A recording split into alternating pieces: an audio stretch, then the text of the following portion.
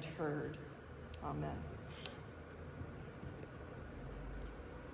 For those of you who've been worshiping with us the last while, and for those of you new, I'll catch you up. We've been in the Gospel of Luke, and we've been noticing a particular theme that Luke highlights, and that is this priority of being a humble recipient of hospitality. The hospitality of strangers, of friends, and the hospitality of God. We've been paying attention to the way that being a humble recipient can put you in a place of perceived powerlessness and vulnerability. And yet, at the very same time, it's a place of blessing, with the assurance that God will never allow us to be put to shame. We've taken notice of the liberation and transformation that can come by adopting that posture of humble recipient as we experience deeper and deeper freedom to live into our truest self, where we know ourselves to be beloved, secure in belonging to God. Now, this stands in stark contrast to the false self, or the ego self, as some would say, that tries to draw significance from external sources. Now, this reminds me of a model of something called personal power, or how we feel we're able to stand up inside ourselves. Now, this is a secular model, and so it doesn't have a lot of God talk in it. But I learned about it quite a number of years ago, and I found it to be helpful as I thought about the spiritual life and as I thought about the journey of discipleship and the steps that we take to grow in becoming more and more like Christ. Now, it's developmental in its nature, meaning you kind of move from one stage to the next, although it's not a one-off. These experiences of power from different things can impact us at different stages in our lives, in different areas of our lives. Now, the first stage is called powerlessness. And so if you think of a child, they don't have a whole lot of power. I was in Tim Hortons this morning, plugging in my laptop, making sure it had enough battery for this service. And this one little guy just really wanted a chocolate chill. And his father said, "You have to have something healthy, white milk or apple juice." The kid was powerless. He had no influence whatsoever. But joking aside, in this place we experience helplessness, dependency, disempowerment. Maybe we feel like a victim even in that place. And we can't influence the things that are impacting us. Now, it might be because, like that child in Tim Hortons, we're young, or it could be just because we're immature, but it could also be because we've experienced trauma or loss. Think about those who've been displaced by a natural disaster. Their home's been destroyed, and they're kind of at the mercy of those who will help them. They get thrust into that stage of powerlessness, regardless of all the other things they might have done in their life. Could be the way we feel when we think about our children or grandchildren, and maybe they're making choices that we know will cause them pain, but we're unable to influence or change their minds. Anyone have that experience? My children are 24, 23, and 21. Ah! They might be watching this video. Some of your decisions. The second stage, as we grow and as we learn, or as we heal from trauma that we move to, is called power by association. And here we experience a sense of our own personal power by who we associate with, or the people we know, or the groups that seem to have power. So we draw our sense of self or identity from those relationships. And for some folks, that has been the church, that they have found their sense of security and identity in being Presbyterian, or in being part of the Charlotte County Charge and feeling cared for and connected. And that's not a bad thing necessarily, but staying at that stage means that perhaps we're preoccupied with what people think about us, or we covet the praise and affirmation from others as a sign that we are okay.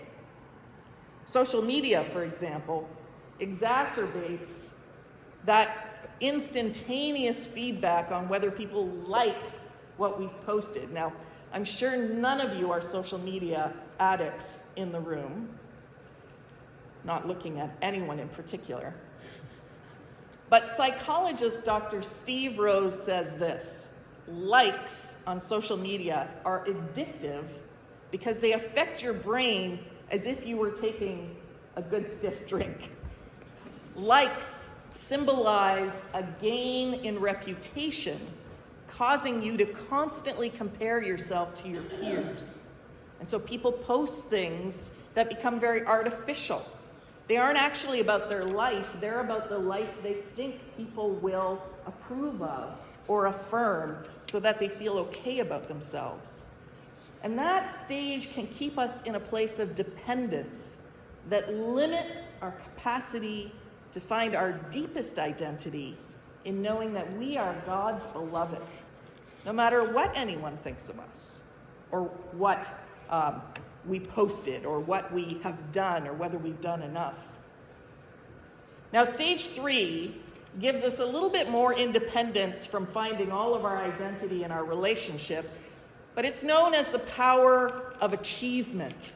And at this stage, we rely on feeling capable and on top of things because our accomplishments and the recognition that we might gain by them. Now, part of recognition of accomplishment, of course, is compensation and the kinds of lifestyle improvements that can be made as our achievements and compensation increases. And so we begin with powerlessness, then we find a sense of power by who we hang out with. Think about those teenagers who want nothing to do with their family anymore because their friends are it. Then we move into feeling a little bit more on our own 2 feet because of what we've been able to do and what we've been able to accumulate because of what we can do. And then people often move into a bit of a transition time where it's called power by reflection. And here we find ourselves engaged in deep introspection. Maybe we've worked hard, we finally got the house we wanted, or we got a car, or whatever it was, and it didn't give us the fulfillment we thought it would. And we begin to ask deep questions about what's the meaning of it all. Or we poured ourselves into our family, and then the kids left home and they moved far away and they're just not as connected to us as we might like. And so it's often during times of transition, retirement, unexpected change, moving, loss. And so you begin to just say, what's the real meaning of it all? And it can cause you to hit what's called the wall, which can feel like a barrier between what you're pondering in your mind and heart and what you're actually able to do. Maybe you feel stuck. But as you work through the crisis of that wall, you begin to be empowered by a sense of purpose, more than relationships, more than achievements, but purpose. And so you no longer have to live 2 separate lives, one in your head and one doing the work that you don't like, but you take a risk, you make a change. It's where your deep gladness and the world's hunger actually meet. And maybe some of us never get there until we've retired and we have a bit more freedom to really say, what am I passionate about? What is it that I want to do in the world? But that isn't the final stage. The final stage is when we are empowered by wisdom. Now, this is a secular model, but I would like to think that wisdom is Sophia, the scriptural idea that wisdom is of God, that wisdom is the Spirit of God. And it's a stage in life where we're endlessly curious, imaginative, and active, and yet we have a calm and quiet strength. Imagine in your mind someone that you know is empowered by wisdom. Think about how you feel when you're in their presence. That there's just a sense of contentment and peace. And we would call it fecundity, or a fruitfulness about their presence. There's a generativeness that emerges from them simply in the way they are and how they share of themselves with others. Now, this model isn't perfect. It's not fully comprehensive, but when I first realized that sort of movement and the ways that disruption or trauma can throw us back into that beginning stage of powerlessness, it really helped me to think about what we see in Jesus' teaching about moving us from a sense of powerlessness or a sense of power only by who we know or what we have towards a deep, free, and generous space where power is experienced through choosing powerlessness, that humble recipient of hospitality that Luke's been talking about, where we can give ourselves away unencumbered by the lure of the false self that looks in all the wrong places for that sense of significance or security. Now, our text this morning addresses the reality of so many who find themselves stuck in stage 3, where we find a sense of empowerment through our achievements and what we're able to accumulate because of those achievements. So I think this model helps us to understand both what Jesus is and is not doing in this passage. Someone comes to Jesus thinking probably a guy and wants him to make a ruling on inheritance distribution. Now, this was not completely out of the realm. Rabbis did this sort of thing, and yet Jesus declines to get involved. Partly, likely, because inheritance division was already very clear in rabbinic teaching. And what is likely happening is that this individual is seeking more than the typical allotment. Probably they aren't the oldest son.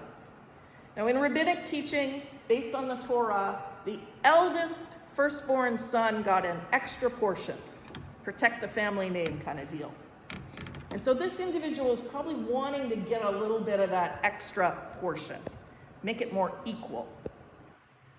But Jesus, who embodies the stage of power of wisdom, instead tells a parable to illustrate the danger of greed and becoming too preoccupied with material possessions. Remember the power of wisdom, in which quiet strength is marked by liberative generosity, able to give to others because of being so grounded in who you are that you don't have to be anxious or hold things so tightly. Jesus wants us to keep listening, to keep growing, to keep developing and move through the crisis and resistance and fear that prevents them from moving into a healthy detachment from those external sources that they think will help them to feel safe and strong. Truth is, Jesus is encouraging us to grow up, no matter how old we are. Jesus wants us to understand that letting go of the hold that material possessions can have on us is critical to be transformed more fully into the way of Christ. It's not a lecture on whether having stuff is good or bad. It's about who we are. Now imagine a parent teaching a child to ride a bike after they've been using training wheels for a while. That child has become a little dependent on those training wheels, and so if you do what I did, you raise them up just a little bit, almost imperceptibly, so your child is unaware that they're actually beginning to get the feel for riding that bike without relying on those training wheels. They're still there, so if they tip, they don't get traumatized. But the parent encourages and tells the child, "You can do it, go!" I still remember running around the block, pushing and pushing, and finally letting them go. Because the parent, a good parent, knows their child is afraid. But the alternative, relying on training wheels for the rest of their life, is not a very healthy option. Can you imagine one of you your age still going around St. Andrews with your training wheels on? If the parent shames or threatens the child, they may learn to ride a bike, but it'll be out of sheer terror, and they will never enjoy riding a bike. And they'll probably sell it the first chance they get and never get on one again.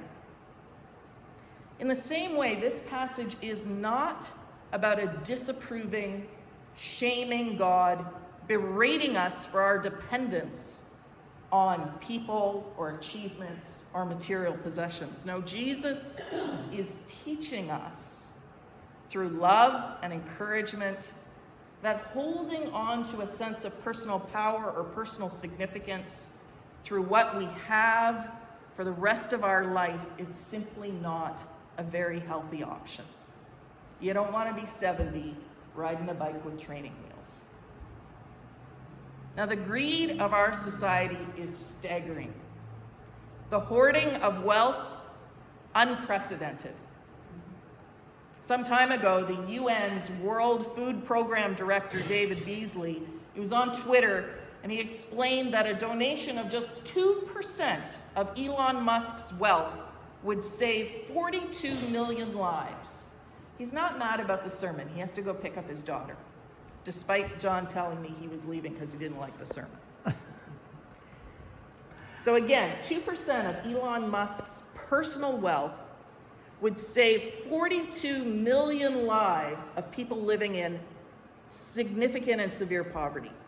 So Musk saw this on Twitter, and he responded by saying, if you can describe how exactly $6 billion will solve world hunger, I will sell Tesla stock right now and make that donation. And so they did.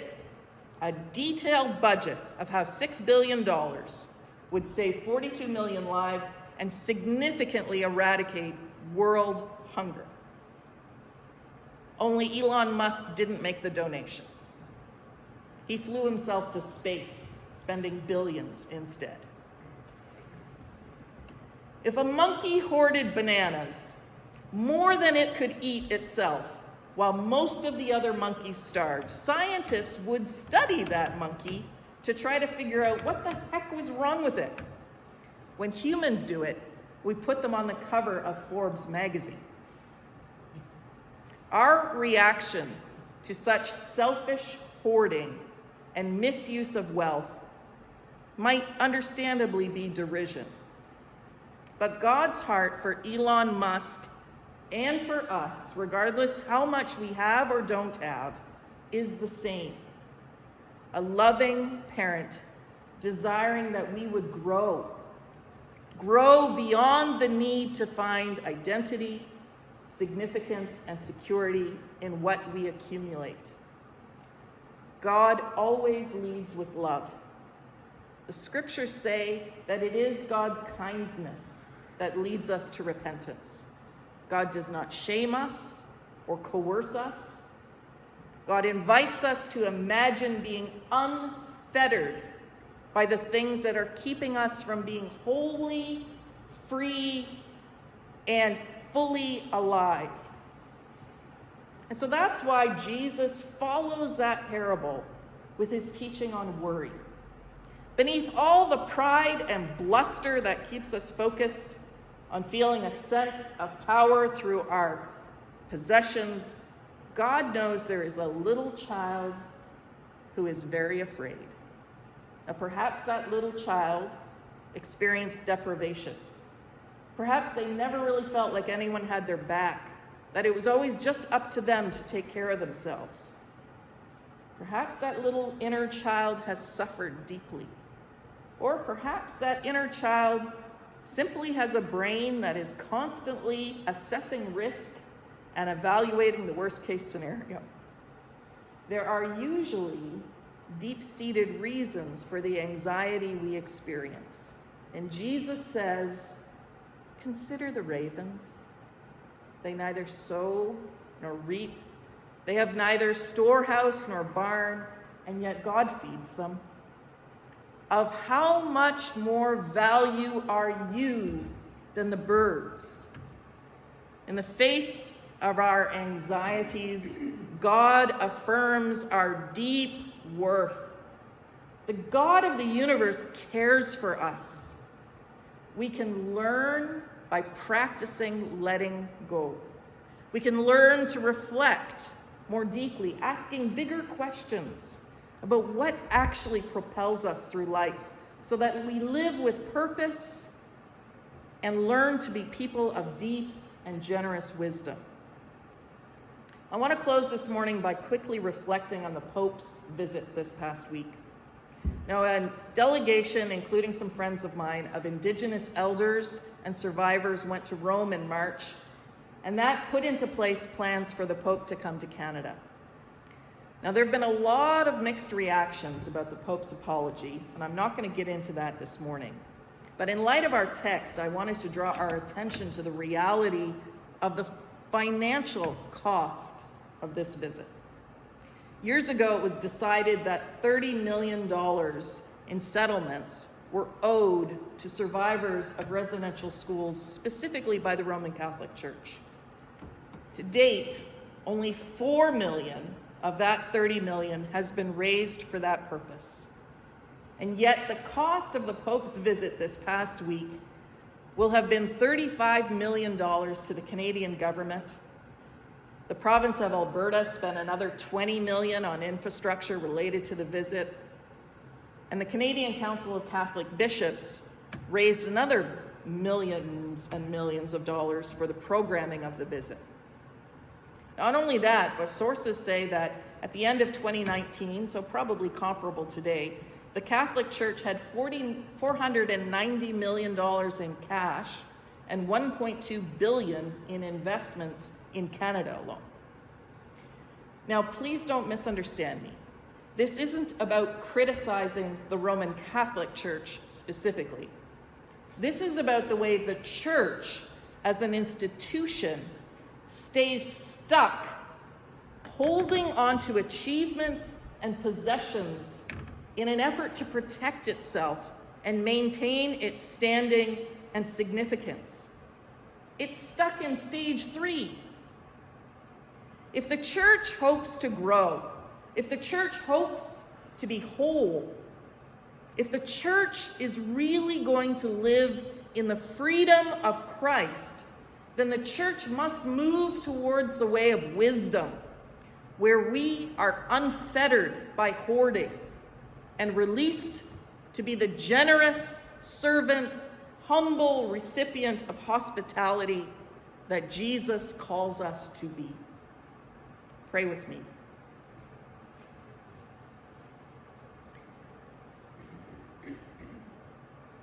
You want so much more for us, God, than sometimes we want for ourselves.